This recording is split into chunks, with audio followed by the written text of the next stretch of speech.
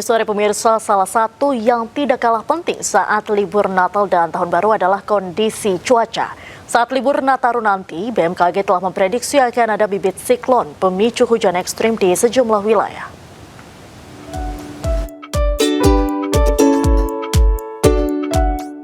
Suasana sukacita makin terasa jelang libur Natal dan Tahun Baru. Di tengah persiapan sambut Nataru, BMKG mengajak masyarakat agar waspada terhadap potensi cuaca ekstrim yang diperkirakan akan melanda sejumlah wilayah Indonesia. Dalam rapat Kabinet Paripurna Senin lalu, Kepala BMKG menyampaikan bahwa puncak musim hujan akan terjadi pada Januari hingga Februari 2026. Curah hujan berpotensi ekstrim akibat 3 bibit siklon yang akan menghampiri sejumlah daerah. Dengan modifikasi cuaca, diharapkan curah hujan akan berkurang bahkan hingga 50%.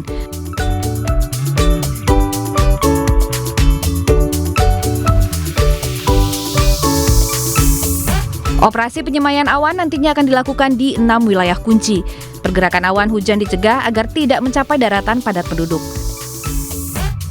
Lampung, kota-kota di Pulau Jawa, Bali hingga Nusa Tenggara berpotensi mengalami hujan lebat dan juga angin kencang, sehingga wilayah ini menjadi target modifikasi cuaca.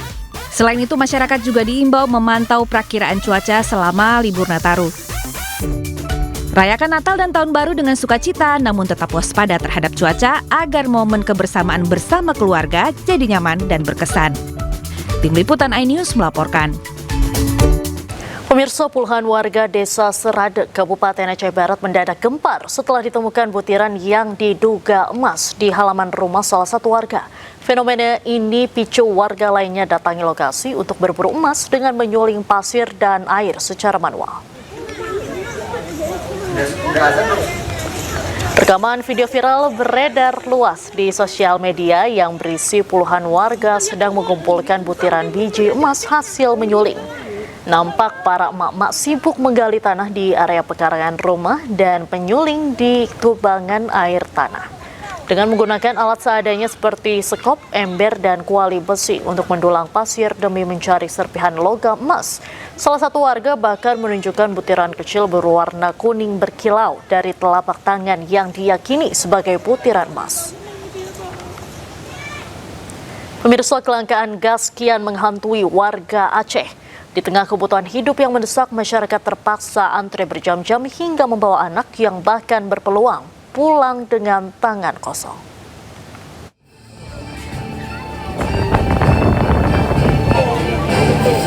Gas yang seharusnya mudah didapat kini menjadi barang langka. Sejak beberapa hari terakhir, warga Banda Aceh dan sekitarnya terus mendatangi pangkalan LPG.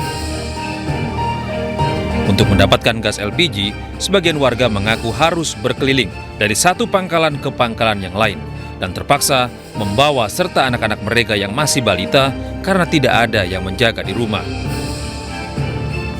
Kondisi ini memicu keresahan. Warga berharap pemerintah segera turun tangan menambah pasokan gas LPG agar kelangkaan tak berlarut. Dari jam 6 subuh. Oke. Sampai sekarang belum dapat juga nih lagi. Kalau kondisi gas di luar seperti apa, Bang, saat ini? Kalau kondisi gas di luar banyak nggak ada harapan. Abang sudah berapa tempat mencari gas ini? Udah 5 tempat. Sementara itu, Menteri Koordinator Bidang Pembangunan Manusia dan Kebudayaan Republik Indonesia Pratikno menyebut pasokan gas LPG di lokasi terdampak bencana dalam kondisi stabil. Terkait ketersediaan BBM dan gas, secara umum pasokan di wilayah terdampak berangsur stabil meskipun di beberapa kabupaten seperti Tapsel, Mandeling Natal, serta Bener Meriah dan Aceh Tengah masih terjadi keterbatasan dihadapkan pada tantangan-tantangan untuk percepatan distribusi. Warga berharap kekosongan stok LPG di Aceh segera diatasi pemerintah agar tidak berdampak luas hingga menyebabkan kelumpuhan ekonomi di Banda Aceh. Dari Banda Aceh, Syukri Syarifuddin, iNews melaporkan.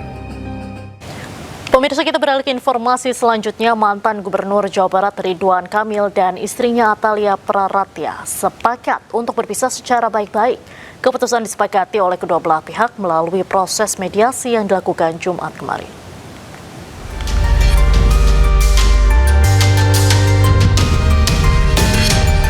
Mantan Gubernur Jawa Barat Ridwan Kamil dan istrinya Atalia Praratya sepakat untuk berpisah secara baik-baik.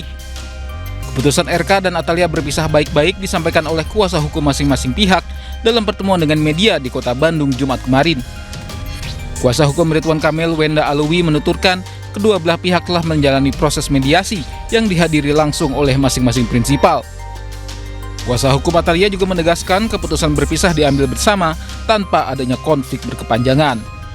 Mediasinya sudah dilakukan, yang dihadiri langsung oleh prinsipal, didampingi oleh para penasihat hukumnya, gitu ya, masing-masing. Jadi tadi Ibu Atalia sudah hadir, Bapak Ridwan Kamil juga sudah hadir, dari mediator Pengadilan Agama juga ada, gitu, yang ditugaskan oleh Pengadilan Agama, dan hasilnya adalah ada beberapa kesepakatan yang disepakati. Tentunya saya juga belum bisa sampaikan di sini ya, karena kan formatnya tetap perceraian itu tertutup. Namun yang hal lainnya adalah bahwa mediasi kemudian akan bergulir ke agenda persidangan. Pada dasarnya beliau-beliau ini sepakat untuk berpisah secara baik-baik.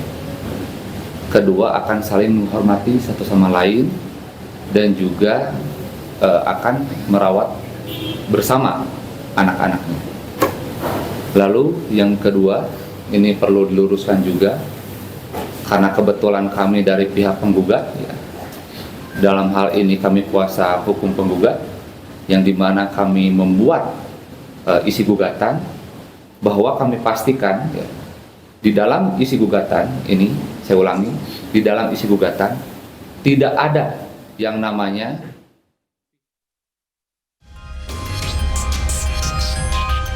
siang. Massa mengamuk hingga membakar kantor dan merusak satu unit mobil polisi. Warga mengamuk karena mendengar kabar bahwa diduga seorang pengedar narkoba yang telah diamankan sehari sebelumnya dilepas oleh polisi. Namun Kapolres Mandailing Natal memastikan pengungkapan narkoba terus berlanjut dan tidak ada tersangka yang dilepas polisi. Sehingga tetap kami ingatkan pada masyarakat untuk tidak melakukan hal tersebut anarkis dan segala macam. Penindakan mulai dari kemarin, sebelum adanya hal ini kita sudah melakukan pengungkapan terus. Yang terakhir kali kita melakukan pengungkapan di Linggabayu hanya berselang 2 hari yang lalu dengan tangkapan kurang lebih 100 gram, ya, 200 gram ya, 200 gram, ya. Itu membuktikan keseluruhan kita bahwa yang kita tangkap ini bukan pengedar kecil, pengedar besar. Polres Mandailing Natal telah menerjunkan ratusan personilnya ke lokasi. Dari Mandailing Natal, Ahmad Hussein Lubis Anyus melaporkan.